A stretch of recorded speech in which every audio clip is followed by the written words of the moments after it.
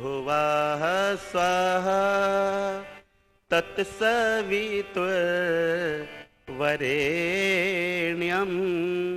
भर्गो देवस्य धीमहि धियो यो नः प्रचोदयात्। तूने हमें उत्पन्न किया, पालन कर रहा है तू। तुझसे ही पाते प्राण हम, दुखियों के कष्ट हरता तू। तेरा महान तेज है, छाया हुआ सभी स्थान।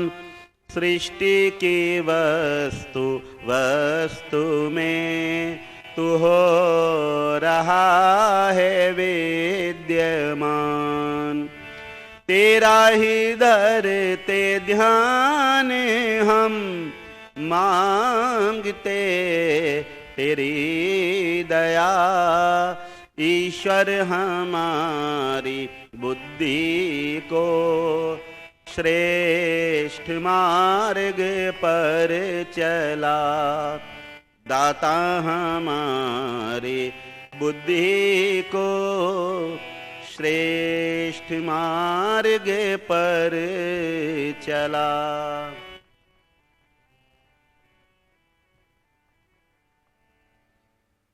आज ऐसा लगा मैं भी एक दो भजन महर्षि स्वामी दयानंद जी के विषय में गाऊं। बहुत सुंदर चर्चा कर रहे थे, अभी आप सुन रहे थे। तो आइए एक दो भजन आज मैं भी महर्षि जी के लिए रखूं। जब ऋषि दयानंद आया,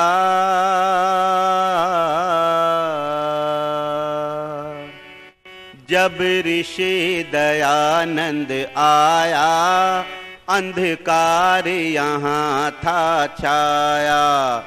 जब ऋषि दयानंद आया, अंधकार यहाँ था छाया।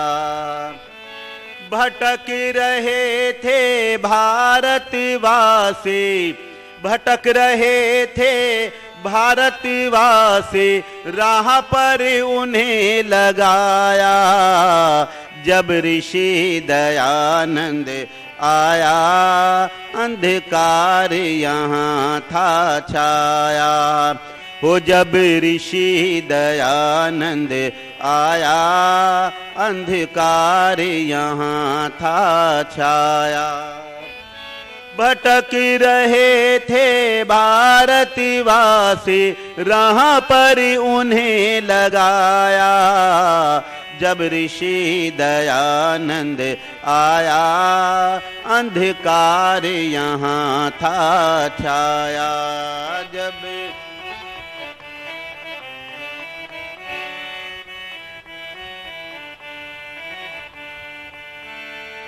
फैल चुकी थी घोर अविद्या, वेद नजर से दूर हुआ।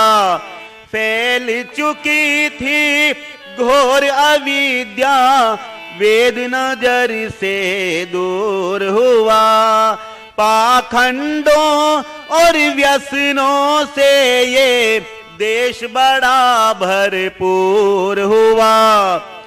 सोए हुओं की नींद खुली जब, सोए हुओं की नींद खुली जब, वेद का मंत्र सुनाया। जब ऋषि दयानंद आया, अंधकार यहाँ था छाया। हो जब ऋषि दयानंद आया, अंधकार यहाँ था छाया।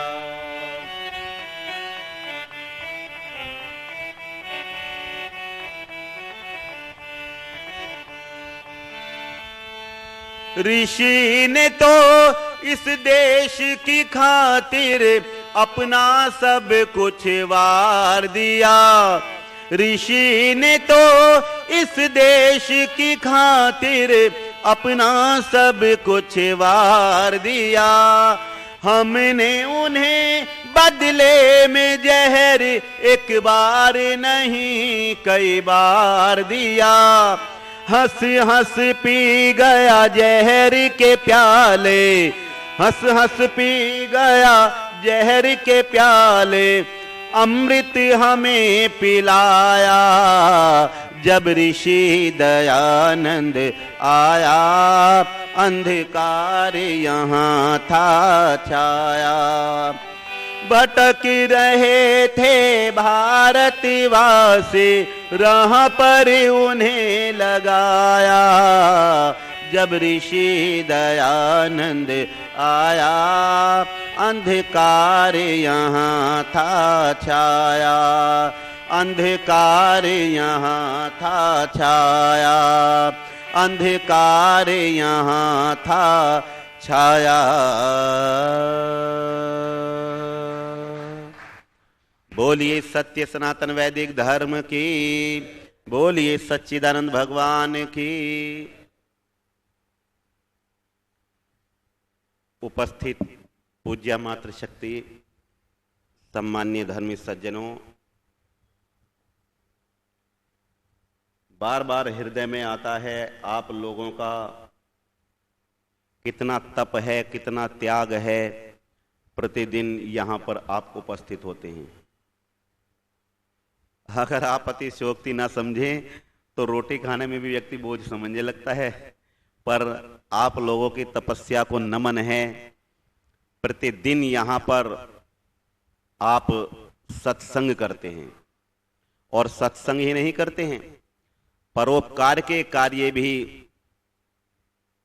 निरंतर रूप से आप करते रहते हैं।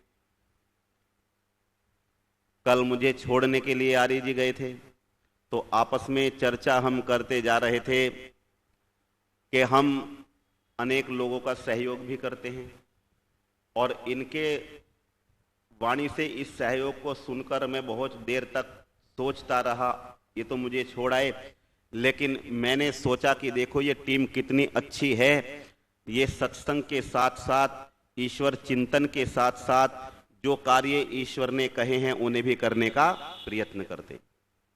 और वास्तव में जब व्यक्ति के अंदर ऐसी भावनाएं होती हैं तभी उसकी ईश्वर भक्ति सफल होती है, तभी उसका सत्संग सफल होता है।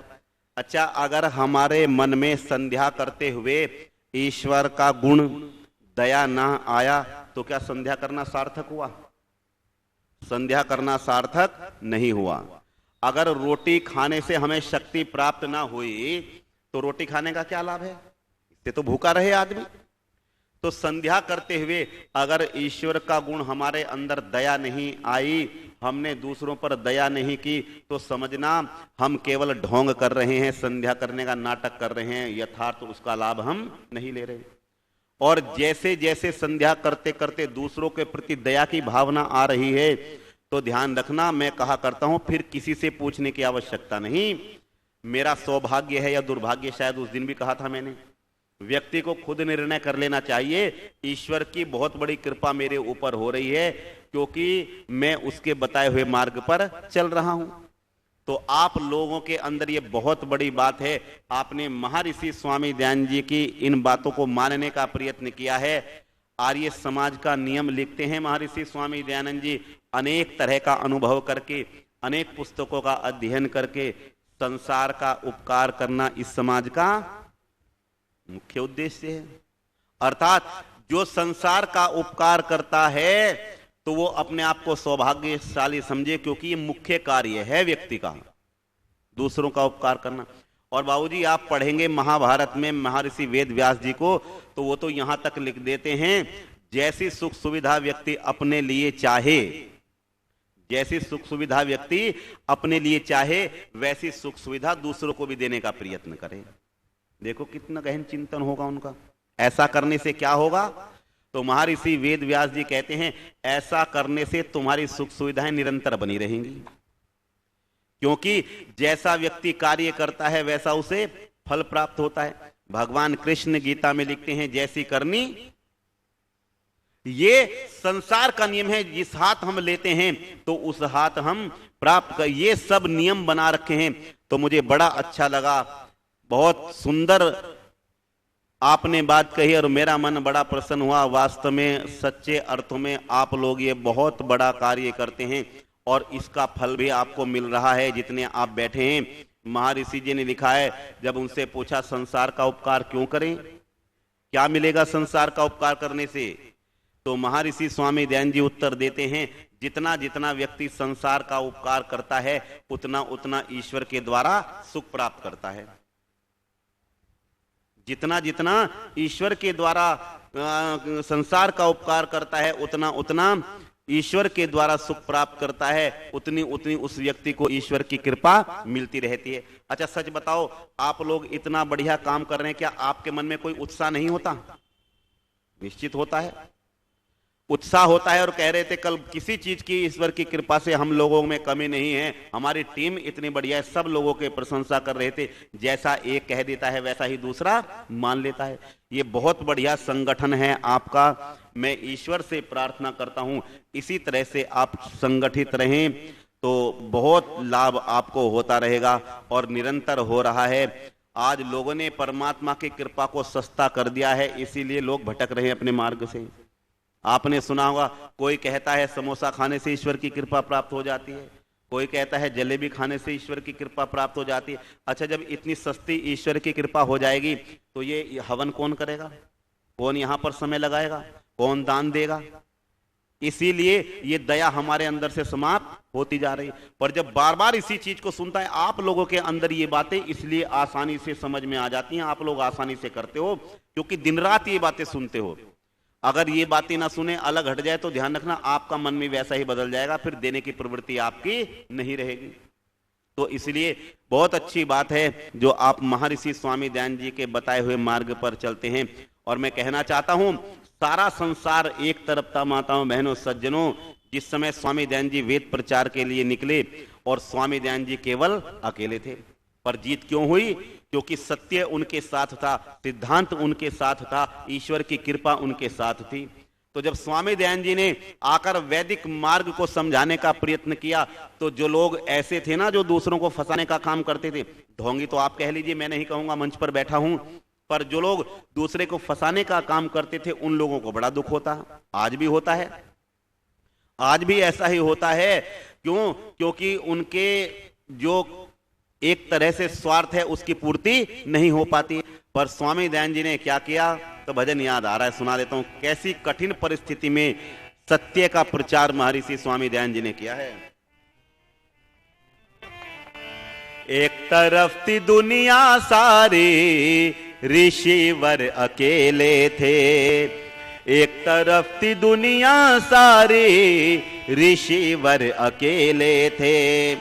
धर्म के प्रचार में, सत्य के व्यवहार में, समाजी सुधार में कष्ट बहुत झेले थे। एक तरफ थी दुनिया सारी, ऋषिवर अकेले थे। एक तरफ थी दुनिया सारी, ऋषिवर अकेले थे।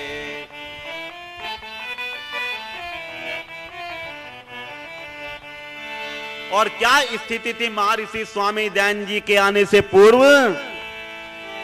गुरुडम में लोगों ने प्रभु को भुलाया था। गुरुडम में लोगों ने प्रभु को भुलाया था। ईश्वर से बड़ा लोगों ने गुरु को बताया था। ईश्वर से बड़ा लोगों ने गुरु को बताया था। मगर महर्षि के संग, मगर महर्षि के संग चेली थी न चेले थे। मगर महर्षि के संग चेली थी न चेले थे। धर्म के प्रचार में, समाजी सुधार में, समाजी सुधार में कष्ट बहुत झेले थे। एक तरफ थी दुनिया सारे, ऋषिवर अकेले थे।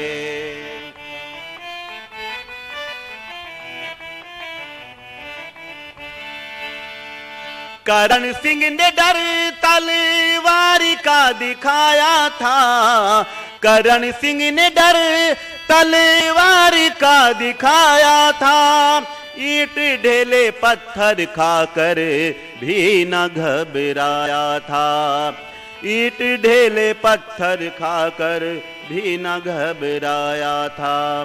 निर्णय करने को निर्णय फेंके, करने को निर्णय फेंके, विषधर विषय ले थे, धर्म के प्रचार में, सत्य के व्यवहार में, समाजी सुधार में कष्ट बहुत झेले थे।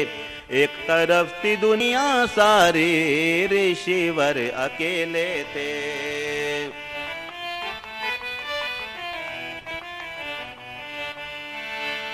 राजा सज्जन सिंह ने लालच धन का दिखाया था, उदयपुर और ओखी मठ की गद्दी को ठुकराया था, उदयपुर और ओखी मठ की गद्दी को ठुकराया था। जबकि महर्षि के पास पैसे थे न धेले थे, जबकि महर्षि के पास पैसे थे न धेले थे। धर्म के प्रचार में, समाजी सुधार में, समाजी सुधार में कष्ट बहुत झेले थे। एक तरफ थी दुनिया सारी, ऋषिवर अकेले थे। एक तरफ थी दुनिया सारी, ऋषिवर अकेले थे। एक तरफ थी दुनिया सारी, ऋषिवर अकेले थे। एक तरफ थी दुनिया सारी, ऋषिवर अकेले थे। सत्य के व्यवहार में, धर्म के प्रचार में, सामाजिक सुधार में कष्ट बहुत झेले थे। आप लोग तो इतने सारे हो, हम लोग तो इतने सारे हैं, फिर भी हम सोचते हैं क्या करना चाहिए, क्या नहीं करना चाहिए। अरे उस महान मूर्ति को देखो, जिनके आप शिष्य हैं, जिनके बताए हुए मार्ग पर हम लोग चल रहे हैं। अकेले थे लेकिन फिर भी संसार का उपकार करते रहे। तो इसलिए आपके अंदर भी वो बात आई है और निरंतर रूप से ये आगे आती रहेंगी, क्योंकि आप प्रतिदिन उनकी चर्चाओं को सुनते हैं। आज तो फिर भी बहुत बड़ी बात हमारे हाथ में है, लेकिन उस समय क्या स्थिति थी जब महर्षि स्वामी दयानंद जी का आगमन हुआ। गुरुडम में लोगों ने प्रभु को भुलाया था, गुरुडम में लोगों ने प्रभु को भुलाया था। ईश्वर से बड़ा लोगों ने गुरु को बताया था, मगर महर्षि के संग चेली थी ना, चेले थे। जिस समय स्वामी दयानंद जी का आगमन हुआ उस समय बाबूजी लोग कह रहे थे, आपने अनेक बार सुना होगा, पढ़ा होगा, प्रभु रूठे गुरु ठोर है, गुरु रूठे नहीं ठोर। प्रभु रूठता है तो रूठ जाए, किंतु गुरु नहीं रूठना चाहिए। क्यों नहीं रूठना चाहिए? क्योंकि गुरु बिना गति नहीं है, ये लोग कहा करते थे। और अगर आप अच्छी तरह से इस चीज को जानने का प्रयत्न करें तो जितना पाखंड और अंधविश्वास स्वामी दयानंद जी के समय में था उससे कम आज भी नहीं है, ज्यादा ही हो सकता है। पर आज लोगों की, सुधारवादी लोगों की संख्या ज्यादा है, उस समय थोड़ी कम थी। तो महर्षि स्वामी दयानंद जी के समय में लोग कह रहे थे, लेकिन स्वामी दयानंद जी को आप देखिए, उन्होंने आकर कहा, संसार के लोगों, गुरु गुरु होता है और ईश्वर ईश्वर होता है। गुरु के स्थान पर ईश्वर नहीं हो सकता और ईश्वर के स्थान पर गुरु नहीं हो सकता, क्योंकि ईश्वर के कार्यों को मनुष्य नहीं कर सकता और मनुष्यों के कार्यों को ईश्वर नहीं कर सकता। अच्छा, इस बाजे को ईश्वर बनाता है या मनुष्य बनाता है? बना देगा ईश्वर इसे? ईश्वर इस बाजे को नहीं बनाएगा। पर लकड़ी कौन बनाता है? ईश्वर बनाता है। लकड़ी ईश्वर बनाता है, बाजा मनुष्य बनाता है। लकड़ी को मनुष्य नहीं बना सकता और बाजे को ईश्वर नहीं बना सकता। देखो कितना गहरा चिंतन दिया है स्वामी दयानंद जी। ये जो बुद्धि हमारी खराब हो रही थी, इसे आकर खोलने का प्रयत्न किया है। जैसे रोटी ईश्वर बनाता है या मनुष्य बनाता है? मनुष्य बनाता है। अन्न मनुष्य बनाता है या ईश्वर बनाता है? ईश्वर बनाता है। देखो स्वामी दयानंद जी के तर्क देखिए आप, कितने सुंदर सुंदर दिए उन्होंने। ईश्वर रोटी नहीं बना सकता और मनुष्य अन्न नहीं बना सकता। रोटी की आवश्यकता मनुष्यों को है, इसलिए मनुष्य रोटी बनाएगा, और अन्न की आवश्यकता ईश्वर को नहीं, लेकिन जीवात्माओं के लिए है, इसलिए ईश्वर ने अन्न बनाया है। बस यही बात महर्षि स्वामी दयानंद जी ने आकर समझाने का प्रयत्न किया। संसार के लोगों, गुरु ज्ञान तो देता है, पर ऐसा नहीं ईश्वर गुरु हो जाता है। वैसे अगर गहरी बात आपके समक्ष रखी जाए उपनिषदों की, शास्त्रों की, तो कुछ गुण लेकर ये जीवात्मा ईश्वर के स्वरूप, कुछ गुण कह रहा हूं, सारे गुण नहीं ले सकता, कुछ गुण लेकर ईश्वर के ईश्वरवत होने का प्रयत्न करता है। कैसे? जैसे अग्नि में लोहा डालने से ये बताओ अग्नि जैसे हो जाता है लोहा या नहीं होता है? हो जाता है। क्यों? क्योंकि उसके गुण उसके अंदर आ गए हैं, और लोग लोहे को भी अग्नि कहने लगते हैं। ऐसे ही ध्यान रखना, कितनी गहरी बात कही है। जब जीवात्मा ईश्वर के सानिध्य में जाता है तो ईश्वर के गुणों को ग्रहण करके ईश्वर जैसा होने का प्रयत्न कर, पर हो नहीं पाता। क्यों नहीं हो पाता? जब तक उसके सानिध्य में रहता है तब तक तो वो वैसा रहता है, लेकिन जैसे उससे हटने लगता है, लोहे को अग्नि से निकाल लो तो क्या हो जाएगी? लोहा बन जाएगा। ऐसे ही जब तक जीवात्मा ईश्वर के सानिध्य में रहेगा तब तक तो ईश्वर के गुण उसके अंदर रहेंगे, और जैसे ही ईश्वर के सानिध्य से हट जाएगा तो उसके गुण भी उसके अंदर से हटने लगेंगे। इसलिए समझाने का प्रयत्न किया है, तुम निरंतर ईश्वर का सानिध्य प्राप्त करो। महर्षि स्वामी दयानंद जी कहते हैं, अरे गुरु मार्ग दिखाता है, पर गुरु ईश्वर के स्थान पर नहीं हो सकता, क्योंकि ईश्वर के स्थान पर अगर गुरु हो गया तो फिर ध्यान रखना ईश्वर का कोई अस्तित्व नहीं रह जाता। पर जब ये बात महर्षि ने आकर कही, और देखो लोगों ने उन्होंने जनाने का भी प्रयत्न किया।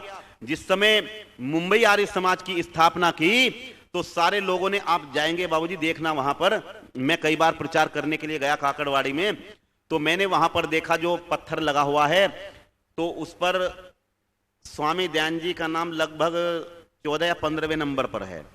तो वहां के लोगों ने कहा, स्वामी जी आपने आर्य समाज की स्थापना की है तो हम आपको गुरु घोषित कर देते हैं, आप इतने बड़े उपदेशक हो तो हम आपको गुरु घोषित कर देते हैं। तो आज का अगर कोई, बुरा मत मानना, चाहे आर्य समाज का विद्वान हो या दूसरे विद्वान हो, तुरंत कहेंगे उपदेश तो मैं बाद में करूंगा, पहले ये काम करो, जाओ नगर में घूम कर आओ और कहो गुरु आया हुआ है, गुरु घोषित कर दिया।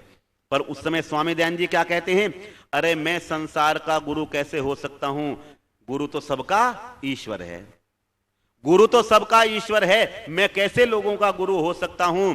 तो उस समय फिर लोगों ने कहा, ठीक है आपने आर्य समाज की स्थापना की है तो आपको हम अधिकार घोषित किए देते हैं कि स्वामी दयानंद जी एक अधिकारी थे सबसे पहले। तो उस समय स्वामी दयानंद जी कहते हैं, मैं अधिकार अपना कैसे दिखा सकता हूं, अधिकार तो ईश्वर का होता है सबके ऊपर, मेरा अधिकार नहीं हो सकता। तो सदस्यों में भी उनका नाम लगभग 14-15वें नंबर पर है। आप देखिए कितनी निराभिमान, पर क्यों थी? क्योंकि ईश्वर के सानिध्य को प्राप्त किया, वो गुण उनके अंदर आए हुए थे। इसलिए कहते हैं, अरे ईश्वर ईश्वर होता है और गुरु गुरु होता है। पर जब ये उपदेश लोगों में आकर स्वामी जी ने कहा तो जो ऐसे लोग हैं ना, उन्हें बड़ा कष्ट होता है। आप देखिए जो बुरे लोग हैं, अगर आप जाकर उनका विरोध करोगे तो उन्हें बड़ा बुरा लगेगा, और अच्छे लोग हैं, जब बुरे लोग अच्छे लोगों का विरोध करते हैं तो अच्छे लोगों को भी बुरा लगता है।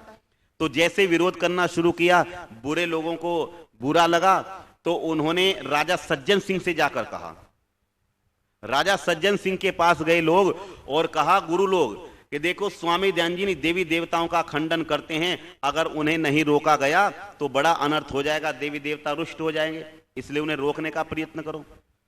तो स्वामी दयानंद जी को, इतिहास की बातें हैं ये, बड़ी श्रद्धा पूर्वक राजा सज्जन सिंह बुलाते हैं, और माताओं बहनों अपना विशाल मंदिर दिखाकर कहते हैं, देखो स्वामी जी कितना बड़ा मंदिर है मेरा, और प्रतिदिन लाखों रुपया चढ़ावा चढ़ता है इसके ऊपर, मेरी इच्छा है आप इसके महंत बन जाएं, और मेरी सारी प्रजा और मैं स्वयं राजा सज्जन सिंह आपकी सेवा में उपस्थित रहूंगा। तो क्या इस प्रस्ताव को स्वामी जी ने स्वीकार किया था? आपने तो सुन रखी हैं बातें। इस प्रस्ताव को स्वीकार नहीं किया। उन्होंने कहा, सज्जन सिंह मैं तेरे कहने को मानकर उस ईश्वर की आज्ञा कैसे ठुकरा दूं जिसने वेद मंत्रों में कहा है न तस्य प्रतिमा अस्ति, अर्थात मेरी कोई प्रतिमा नहीं होती। तो राजा सज्जन सिंह कहते हैं स्वामी जी अच्छी तरह से सोच लो, विचार कर लो, इतनी बड़ी संपत्ति देने वाला मेरे अलावा आपको दूसरा कोई नहीं मिलेगा। आहा, जिस समय ये कहा स्वाभिमान जाग उठा स्वामी दयानंद जी का और कहते हैं सज्जन सिंह इतनी बड़ी संपत्ति देने वाला तेरे अलावा तो मुझे शायद कोई दूसरा मिल भी जाए, लेकिन तू अपने हाथ के ऊपर दीपक रखकर सारे संसार में ढूंढ लेना, तुझे कोई ऐसा सन्यासी नहीं मिलेगा जो इतनी बड़ी संपत्ति ठोकर से ठुकरा सके। ऐसे थे स्वामी दयानंद जी।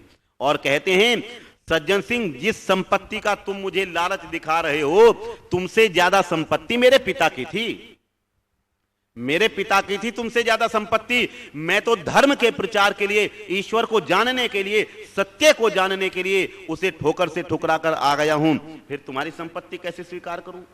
और ध्यान रखना, तुम्हारे इस राज्य की सीमा से एक सांस में मैं दौड़कर पूरी कर सकता हूं। अब देखो आप स्वास्थ्य कितना अच्छा होगा अगर तुम्हारी आज्ञा हो, तुम्हारा आदेश हो, तो एक श्वास में मैं तुम्हारे सीमा को, तुम्हारे राज्य की सीमा को लांघ सकता हूं।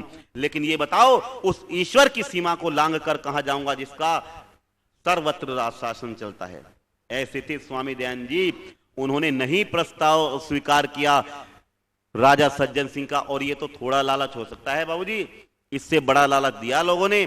यूरोप के लोग कहते हैं स्वामी जी वेद ईश्वरीय ज्ञान है, इसके साथ साथ आप ऐसा भी प्रचार करें कुरान और बाइबल भी ईश्वरीय ज्ञान है। देखो कुरान और बाइबल भी ईश्वरीय ज्ञान है, इसके साथ साथ सारा यूरोप आपका शिष्य हो जाएगा। अच्छा कितना बड़ा लालच था, थोड़ा था ये। लेकिन आप उस महर्षि के शिष्य हैं, इसलिए हमारे अंदर लोभ लेश मात्र भी नहीं आना चाहिए। और मैं तो कहा करता हूं हृदय से जब स्वामी दयानंद जी को पढ़ेंगे ना तो आंखों में आंसू आने लगते हैं। आप देखें, आप पढ़ना बाबूजी उनका जीवन चरित्र, तब आपको पता चलेगा। अगर आप मुझसे कहें कि उनके जीवन चरित्र पर आपको बोलना है केवल 1 महीना और कोई चर्चा नहीं करनी है, तो इतना मैंने भी जाना है उनके जीवन को। 1 महीना में 1 घंटा रोज आपको सुना सकता हूं, दूसरे भजन नहीं सुनाऊंगा और ना मैं भजन देखकर भी गाऊंगा। पर क्यों? क्योंकि उनकी बातें मुझे किस लिए याद हुई, जब उनका समर्पण देखता हूं तब पता चलता है, उनकी बातें करता हूं तो हृदय भर आता है। कितना उन्होंने त्याग किया है, तप किया है इस संसार के लिए, समाज के लिए। ये थोड़ा लालच नहीं था। लेकिन उस समय स्वामी दयानंद जी कहते हैं मैं लोगों को अपना शिष्य बनाने नहीं आया, मैं तो सत्य का मार्ग दिखाने आया हूं, मैं तो धर्म का मार्ग बताने आया हूं, वेदों का प्रचार करने आया हूं, इसलिए मुझे किसी शिष्य की आवश्यकता नहीं है। तो आओ हम उस शिष्य महर्षि के शिष्य हैं। समय हो रहा है, चर्चा जो मेरी थी उसे कल करेंगे, लेकिन एक भजन महर्षि स्वामी दयानंद जी के लिए केवल एक पंक्ति बोले। कोई जहर पिलाए, कोई ईंट बरसाए राह में, पल भर न रुका योगी, वो पग पग बढ़ता गया, वो पग पग बढ़ता गया।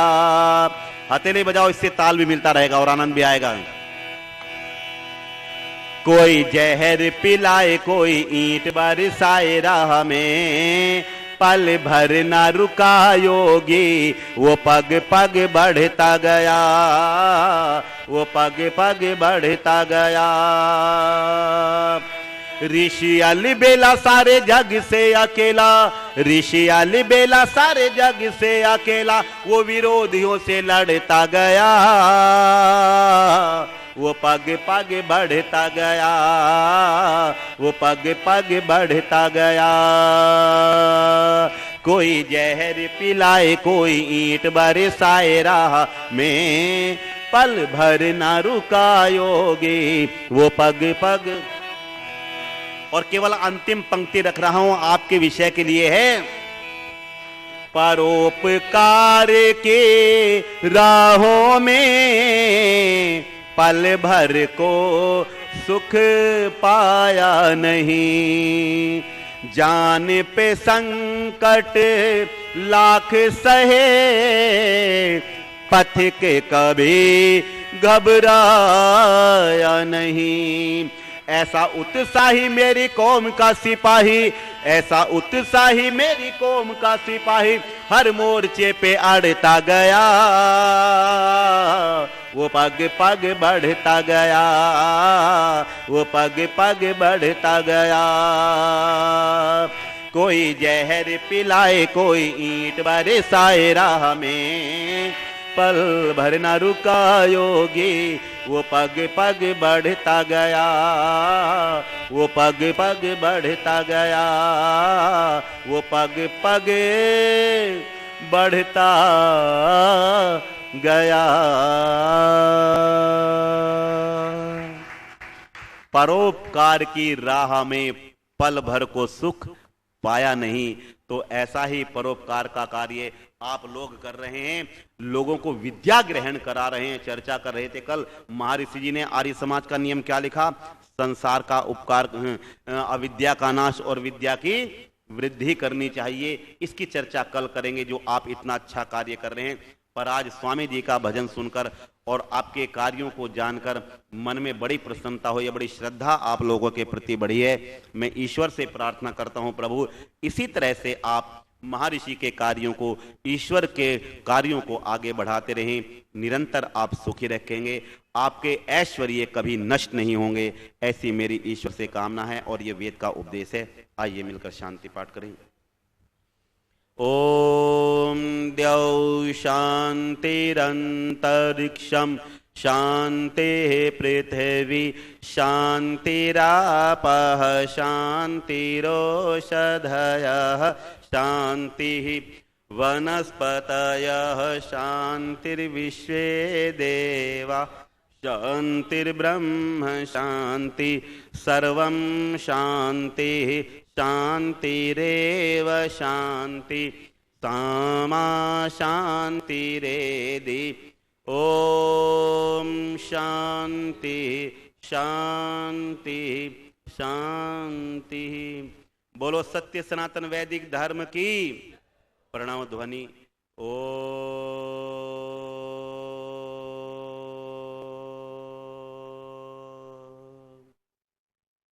वैदिक अभिवादन सभी को सादर।